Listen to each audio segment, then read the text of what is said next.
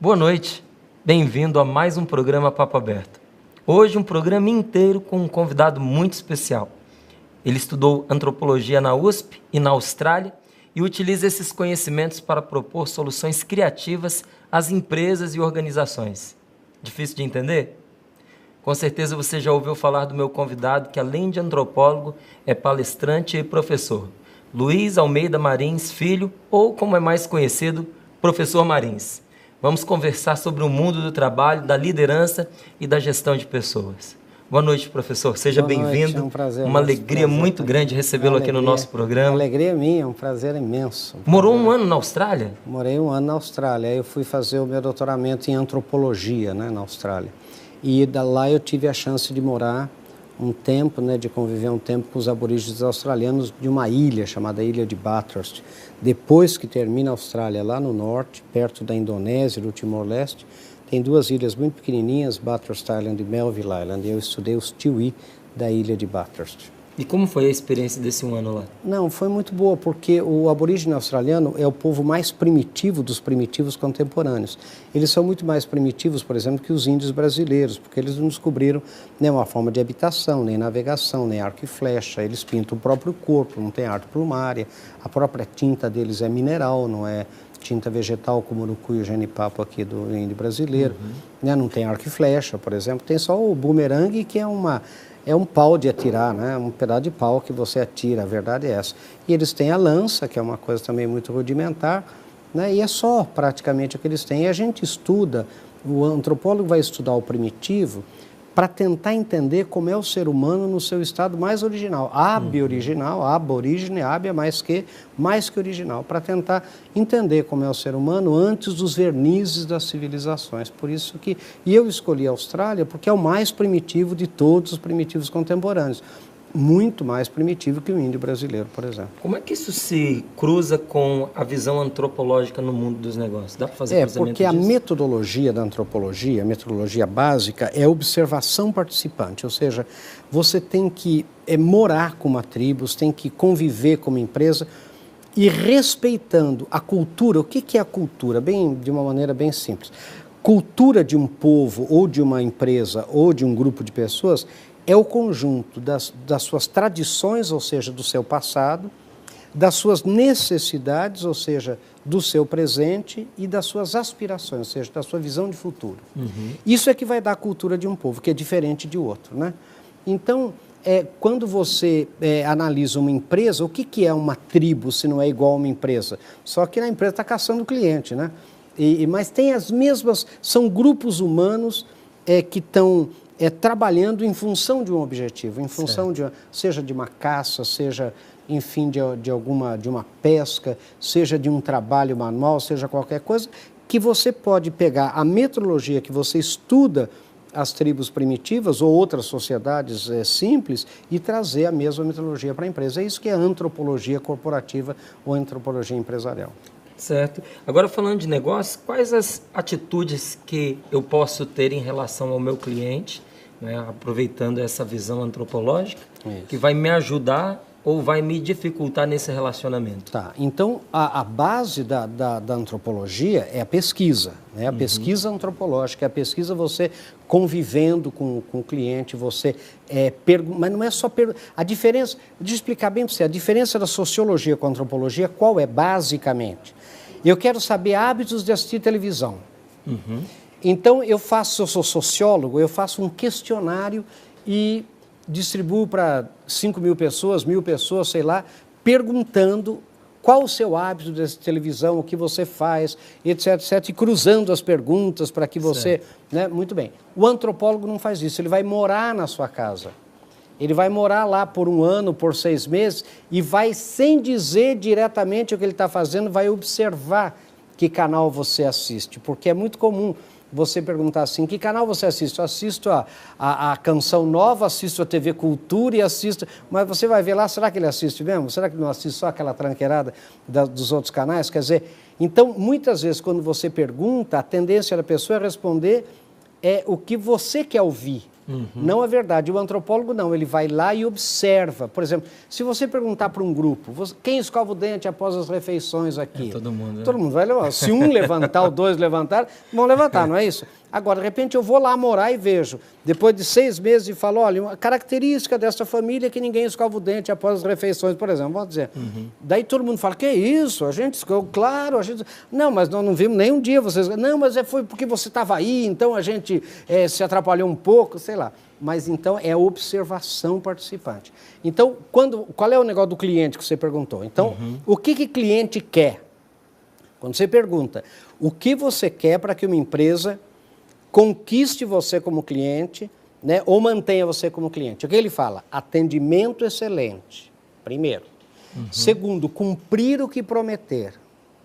Terceiro, qualidade do produto. Isso tudo dá 90%, 94%. Essas três coisas. Atendimento é em primeiríssimo lugar. Em primeiríssimo lugar. Atendimento excelente, em primeiro lugar. Cumprir o que prometer, em segundo lugar. E qualidade do produto. Daí, para poder saber, daí você vai, observa, faz aquilo que a gente chama, né, de recorrência. Daí você faz a seguinte pergunta, daí a pergunta para você e observar e vai perguntando também. O que mais irrita você no relacionamento com uma empresa? Vamos ver se bate com o que você quer da empresa. Sabe o que dá? O que mais irrita? O mau atendimento, as pessoas são despreparadas para atender. Em segundo lugar, a mentira não cumpriu o que prometer. E em terceiro lugar, a arrogância. Olha que interessante. A empresa arrogante é aquela que acha que o cliente precisa mais dela que ela do cliente. A pessoa que se acha, a empresa que se acha, aquele balconista que se acha, aquele... Bom, daí então você pegou essas três coisas. Daí você vai perguntar assim, agora veja qual é a dúvida do antropólogo. Se você diz que você quer atendimento excelente, que o que mais irrita você é o mau atendimento, a minha dúvida era, o que é atendimento excelente? Fale para mim, eu quero atendimento, mas que bicho é esse? Então, a hora que você faz essa pesquisa, sabe o que dá? O atendimento excelente é falar a verdade em qualquer... Parece aula de religião. Falar a verdade em qualquer circunstância. Segundo lugar, cumprir o que prometer.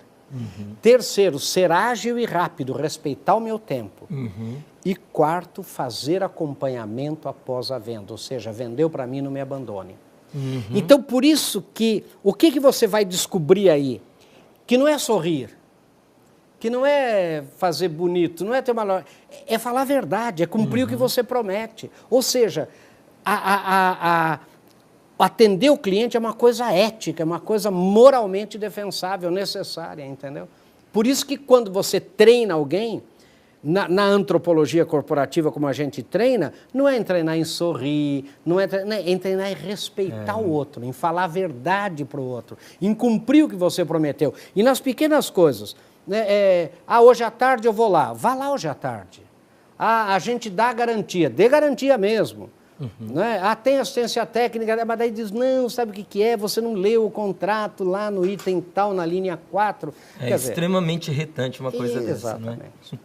Agora, quando se pergunta para o cliente, essa é a resposta dele. Essa é a resposta dele. E a empresa, ela tem essa ideia? Quando a gente pergunta para a empresa o que é prioritário no serviço que eles prestam para o cliente, o que eles entendem que para o cliente é mais importante? Normalmente é o quê? Às vezes a empresa acha que é ter uma menina bonita na recepção, que às vezes você ter pessoas que sorriam, que às vezes você tem... Elas não têm muita consciência de que falar a verdade, que cumprir o que prometer, sabe, que tem um valor ético muito grande envolvido no tal do atendimento.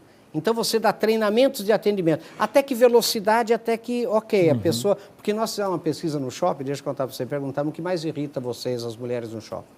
E elas falaram, quando pede para a mulher para presente, fica a balconista com aquela mão mole, ela lisa o papel assim na sua frente, e você ali. Daí ela vira o papel em cima do pacote e fala, desculpe, não deu, eu cortei curto. Você vai lá e não, põe numa sacolinha.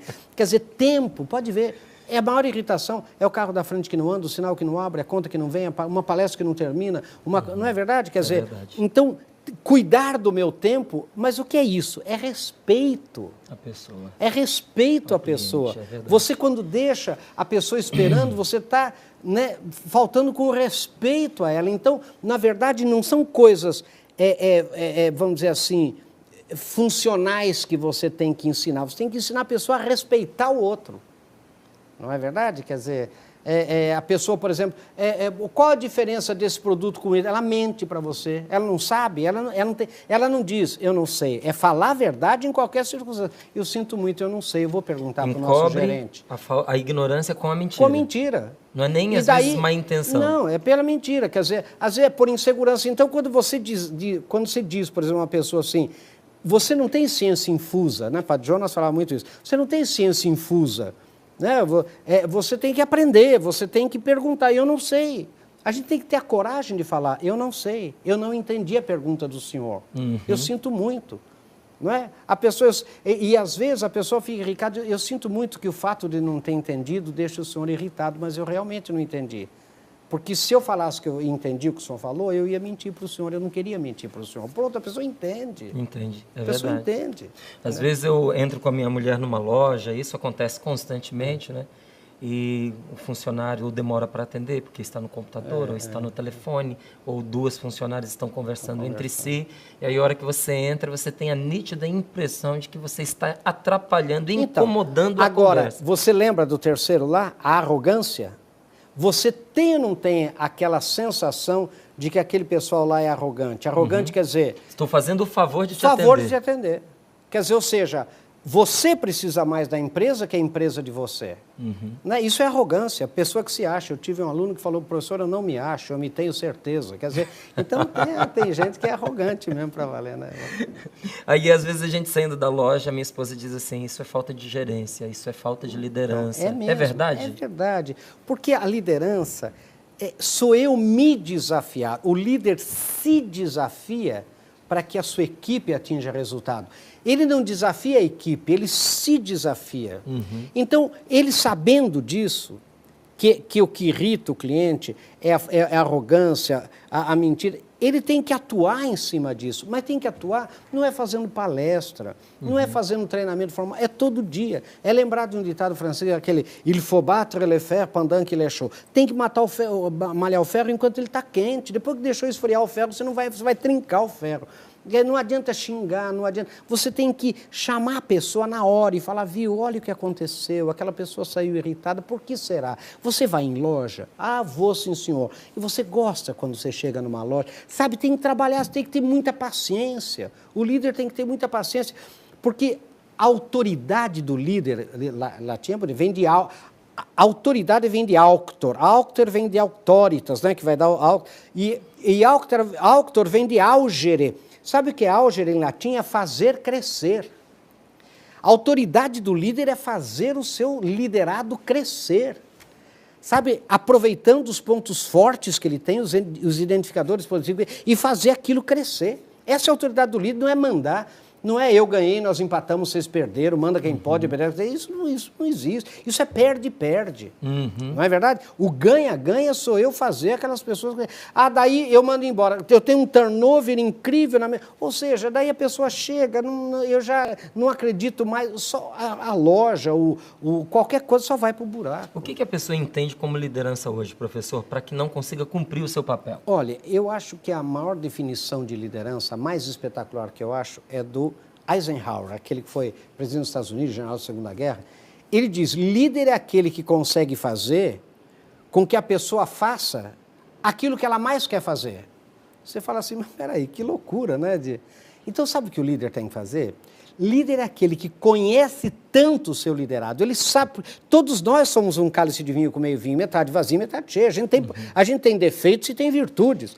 Ele utiliza as virtudes, ele faz a pessoa crescer, ele pega o ponto forte e maximiza, ele pega o sujeito que é mais ou menos e transforma em bom, de bom para ótimo e de ótimo para excelente. Por quê? Porque ele vai reforçando os pontos fortes, ele vai trabalhando todo dia, e ele se desafia. Quando não deu certo, ele não chama o liderado de burro, ele pergunta onde eu errei. onde eu não fui capaz de fazer ele fazer aquilo que eu gostaria que ele fizesse. E eu tenho que explicar para ele. Motivar é dar motivos, razões de ordem lógica, não é emoção, não é autoajuda. Né? Tem gente que não fala que assistiu uma palestra de motivação, fiquei uma semana motivado, depois eu estava pior do que eu estava antes. Então, você não ficou motivado, ficou emocionado. Motivação é o que sobra depois de passar da emoção. Eu preciso dar os motivos pelos quais eu quero que aquela pessoa tenha aquele comportamento. Não adianta eu falar para você, atenda bem. O que é atender bem? Eu tenho que comportamentalizar, eu tenho que falar, sabe o que é, querido? Deixa eu falar para você, quando a pessoa chega, entra aqui, você tem que ficar em pé. Você fica sentado, dá a impressão de uma pessoa arrogante, você tem que ficar em pé. Você tem que dizer bom dia ou boa tarde, ofereça café. Isso que é o atender bem. Sabe, você não pode mentir para ele. Por exemplo, quando você não sabe determinada coisa, você diga, olha, eu vou perguntar para o senhor podia me dar o seu e-mail? E eu vou mandar em seguida o seu telefone, eu ligo para o senhor porque eu não sei. E a pessoa vai confiar em você. Alguém que tenha coragem de dizer eu não sei, ou eu não entendi o que o senhor está pedindo, eu sinto muito, eu realmente sou novo aqui, mas quando você é sincero, a pessoa confia em você. E essa confiança gera resultados para a empresa. Agora é impressionante porque o senhor está falando as coisas mais óbvias. Óbvias, né? Do mundo, dá até vergonha de falar, né? Porque é ululante, é óbvio, mas acontece que as pessoas complicam o óbvio.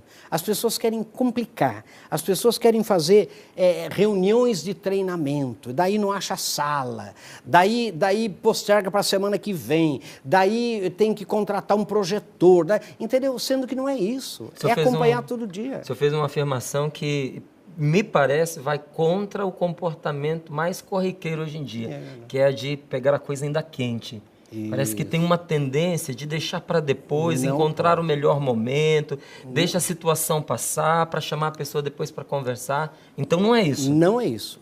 E vou dizer para você como é que você chama atenção. Olha, vou dar um exemplo. Eu sou gerente da loja. Aquela menina foi assim atender aquela cliente. Pois não, que a senhora deseja, pois não, empurrou a moça para fora da loja. Pois não, que a senhora, não, estou só olhando, pois não, empurra. Na hora, eu gerente, eu chefe, dono da loja, tenho que chamar a menina, viu o que aconteceu? Tinha tanta coisa para ela ver aqui, você não deu liberdade para ela ver. Porque o que as pessoas querem?